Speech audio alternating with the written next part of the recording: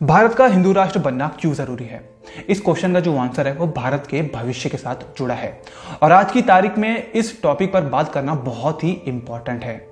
तो जो भी लोग भारतीय होने पर काफी गर्व करते हैं उनको ये वीडियो एक बहुत ही अच्छी चोट पहुंचाने वाला है। तो यदि आप इस वीडियो को नहीं देखना चाहते तो आप इस वीडियो को यहीं छोड़कर जा सकते हैं। आज इस वीडियो में मैं जिन भी फंडामेंटल फैक्ट्स के बारे में बात करने वाला हूं वो काफी लोगों को नाराज करने वाला है और क्या पता इस वीडियो को डिलीट या फिर टेक डाउन करवा दिया जाए। तो उससे पहले आप ये वीडियो जरूर देख लेना और इस वीडियो को अंत तक जरूर देखना। तो भारत हिंदू राष्ट्र बनने वाला है और भविष्य में जरूर बनेगा। आज भारत में स्थिति देखकर यह तो निश्चित है कि आने वाले समय में यदि भारत हिंदू राष्ट्र नहीं बना तो भारत के लिए ये एक बहुत ही बड़ा संकट है।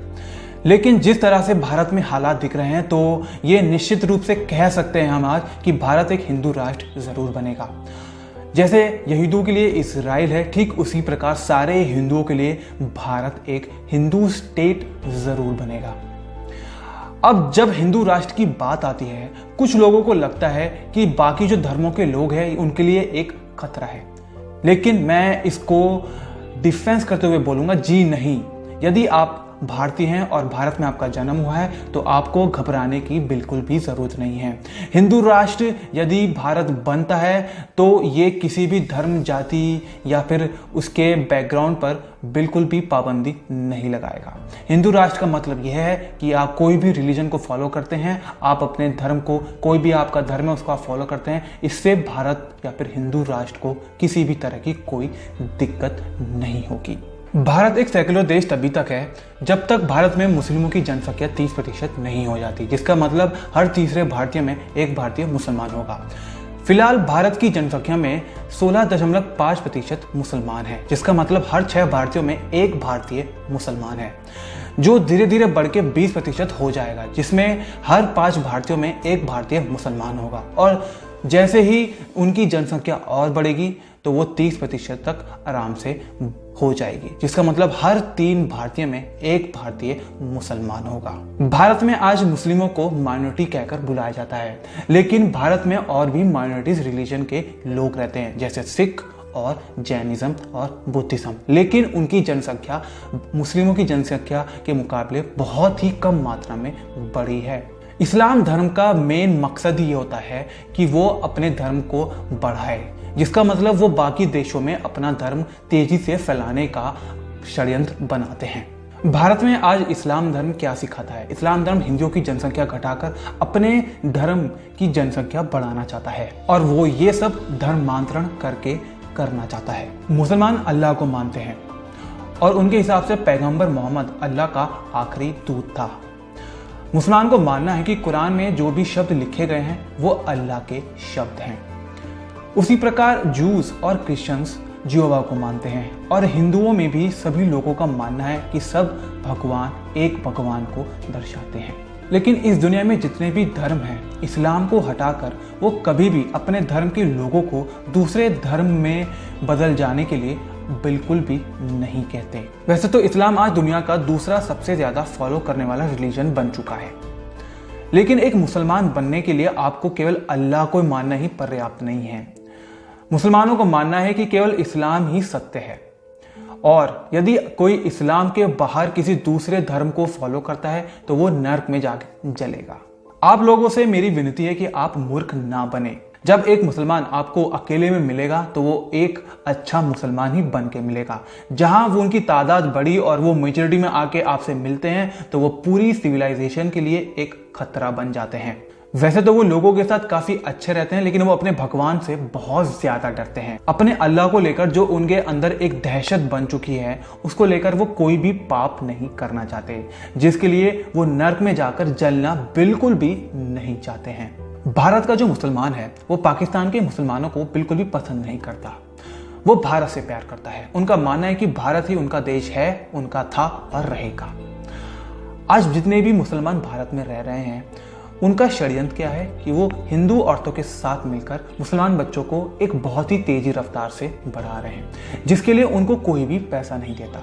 आप इसको लव जिहाद कहें, कुछ भी कहें, लेकिन इनके पीछे उनका केवल एक ही मकसद है कि अपनी पॉपुलेशन जितनी जल्दी हो सके उतना बढ़ाना है और भारत को एक इस्लामिक स्टेट बनाना है। भारत में तो वो हिंदू औरतों के साथ मिलकर बच्चों को पैदा करते हैं और वहीं बाकी यूरोपियन देशों में वो यूरोपियन औरतों के साथ मिलकर बच्चों को एक बहुत ही तेजी रफ्तार से पैदा कर रहे हैं, जिसका प्रमाण मैं आप इस वीडियो में सुनिए।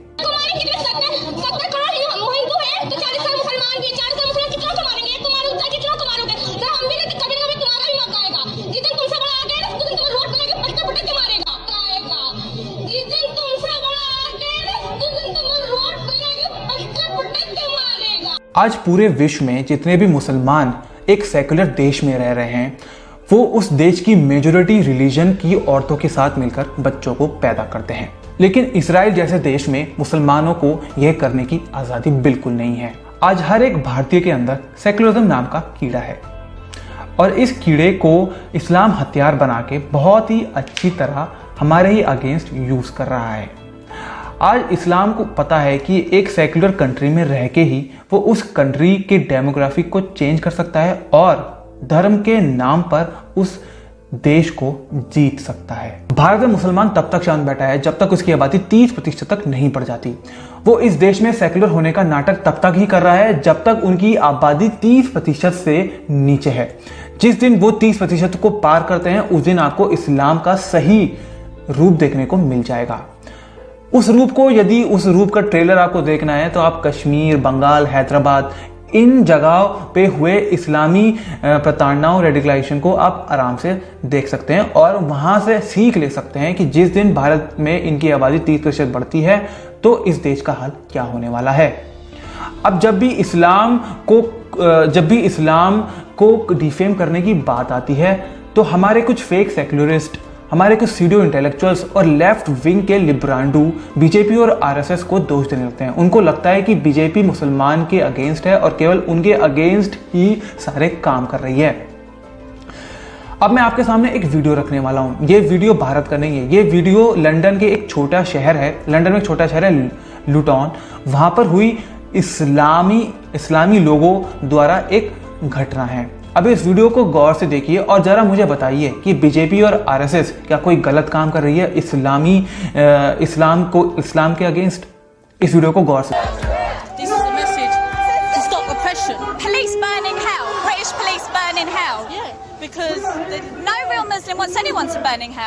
Yeah, but for what they've done, for the consequences of their actions. You can't pick and choose. You can't pick and choose. You can't. You either believe or you disbelieve. You know what? You choose to wear this, I choose to wear that. You and I will have to... You look naked on the street. Do I look naked? Do I really?